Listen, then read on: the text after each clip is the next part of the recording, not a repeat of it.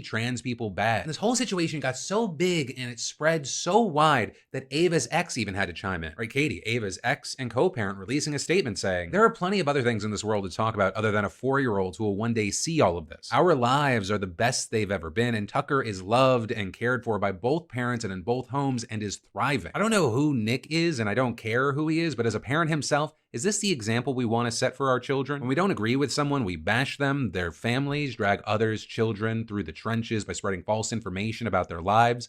Be better, set better examples. But ultimately, as of filming, that is where we are with this. And of course, like with all our stories, because this is a news show, but I also want it to be a conversation, I'd love to hear from you in those comments down below. Where do you stand on this and why? Also, I should say hi, welcome back to the Philip DeFranco Show. You daily dive into the news. I hope you had a good weekend, especially because there's a lot of news we got to dive into. So just make sure you subscribe, sit back, and let's jump into it. This is a news show. And then for one of the lighter stories today, let's talk about one of the most random pieces of celebrity drama news I've seen in a minute. Dave Grohl versus Taylor Swift. Although I guess proximity might be at play here, because while the Foo Fighters had a show in London, they weren't alone, because Taylor Swift's Eras Tour has taken over Wembley Stadium, with Dave mentioning Taylor while on stage. I'm telling you, man, you don't want to suffer the wrath of Taylor Swift. So we like to call our tour the Eras Tour. We've had more than a few eras, and more than a few eras as well. That's because we actually play live. What? And so a lot of people were surprised by that. Not only because it sounded like he was implying she doesn't play or sing live, but also because Dave is usually known as one of the kindest people in the industry, and he's actually spoken highly of Taylor Swift in the past, which is why you saw Swifties take to Twitter to say, "I used to love this man so much, but what the fuck? What has she ever done to him? Does he hate successful women? And why did he have to say that in a stadium full of people?" And others saying, this is so strange and out of left field because out of all the things you can criticize Taylor Swift for, and there are many, many things, this one just isn't up for debate, right? Some even sharing clips of Taylor messing up as proof that she's singing live. And actually, because of those mistakes, her fans have called it the Eras Tour for a year now. Though this, as others have defended Dave Grohl, saying it was a harmless joke that wasn't even meant to be about Taylor's musical abilities. Though some adding, even if it was, Dave Grohl, one of the finest and most prolific musicians still working, can make a little joke about one of the richest women alive without it being that deep. And this is others said that maybe he felt compelled to go after her because earlier this year, his daughter tweeted about Taylor's jet use and Swifties apparently attacked her for that. But to that, you had people saying that would only justify him saying something related to travel and the environment. It doesn't justify an artist making a disrespectful and incorrect claim about another artist's art. Now for her part, Taylor hasn't issued a statement on this, though during her London show on Sunday, she did take a moment to say, "Every one of my band members, every single one of our crew, our band is going to be playing live for you for 3.5 hours tonight. They deserve this so much." Overall, I don't know, it feels like it's going to be a momentary blip of drama, especially because over the weekend, many Swifties, including my wife, they either didn't notice or didn't want to give any energy to the Dave Grohl situation, and instead were just fawning over Travis Kelce being on stage with Taylor. And then, these are probably the weirdest words I've ever said in a video before. We are about to witness a mass defecation event, and at an Olympic level, no less. Or because for the Summer Olympics next month, they're going to be holding their opening ceremony and their swimming events in the Seine River in Paris. Or at least they're supposed to. Because the problem is, so far, months of testing have found contamination by sewage and wastewater. Or in cruder terms, just, human shit. With Surfrider Foundation Europe, a water charity, saying 14 tests of samples taken between September and March showed alarming levels of bacteriological pollution. And that same group, again, finding pollution levels 3 times the accepted standard in May. And then another series of tests in mid-June finding that water was too polluted to host the swimming events. So there, you had an official saying that the heavy rains they experienced, they worsened the results. And claiming that the weather, it should be different by the time the games begin. But one of the things that's so wild here, this is even after the French government has already spent nearly $1.5 billion trying to clean the river. Also, a fun thing is that the French president and the mayor of Paris, they were like, hey, we are so confident that the water's clean, we will actually swim in it to prove that it's safe. Thing is, though, they were supposed to do that yesterday, and then they just magically canceled their plans, with them notably citing only political reasons. So that may or may not have to do with a little protest that's happening. Because you might have seen this hashtag that translates to "I shit in the Seine" on June 23 recently going viral. But that's stemming from a website that popped up urging people to poop in the river to protest. And it even has a calculator so you can enter how far you live from central Paris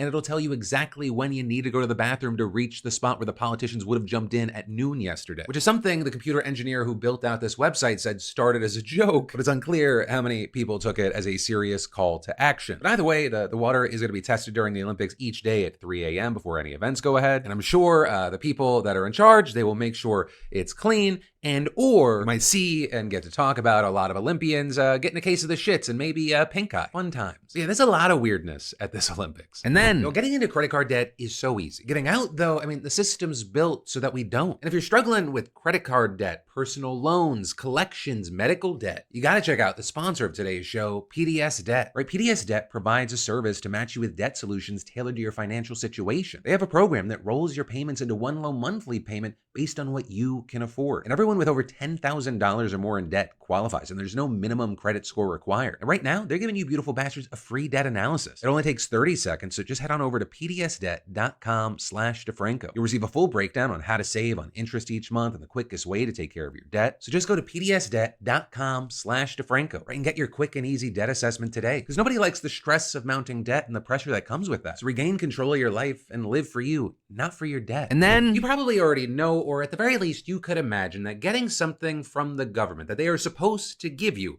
it is stupid hard, but that is especially true for disability benefits. You gotta prove you're disabled, prove you're so disabled you can't work, prove you have no money. Prove.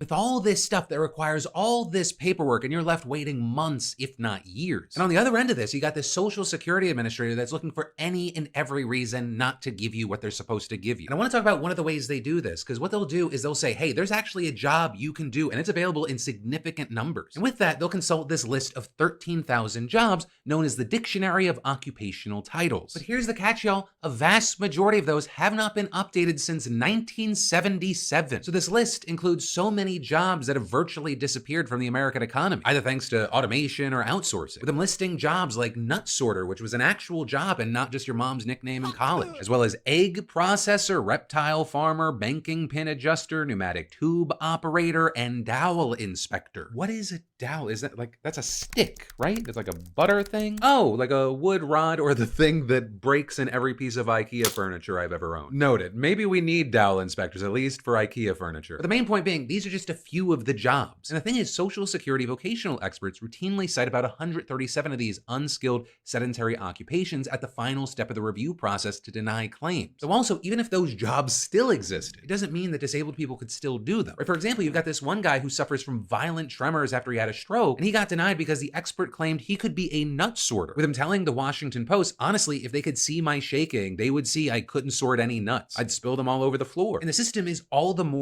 absurd because Social Security officials hired the Bureau of Labor Statistics to compile a new list in 2012, but they still don't use it for some reason. And that, even though they have somehow racked up over $300 million in costs so far, with them also adding another $30 million every year, which is an absolutely disgusting amount of money to just waste and not accomplish anything. But it's made even worse when you think, that's money that could have gone to helping disabled people that are being fucked right now. The money just got thrown into the gasoline-laden dumpster that's on fire known as bureaucracy. But all of that brings us to the announcement that we got today, with Biden's Social Security Commissioner Martin O'Malley saying the agency eliminated 114 of the most frequently cited and outdated occupations from the database. And with that, you have an attorney telling the Post this will be a really big deal for disability claimants. I could tell you stories about the psychological impact it has on disability claimants when they learned they lost their claim that they waited years on, all because somebody said they could do a job that doesn't exist. So if you are, or you know someone that's one of the thousands of people that have been affected by this, now would be the time to take another crack at it. And then let's talk about this UK political scandal. Because what better way to distract ourselves from our own political clusterfuck than to talk about someone else's, right? Because we've now learned that a fourth member of the country's Conservative Party is under investigation. And the BBC reporting there may be even more we don't know about. You know, all of this is set to shape what was already set to be a historic British election, with the whole thing going back to when the British PM, Rishi Sunak, called for a snap election to take place on July 4th, which was an announcement that didn't just surprise the public, but also many members of his own party. Though somehow, despite that, a guy by the name of Craig Williams had the idea to bet £100 on Sunak calling a July election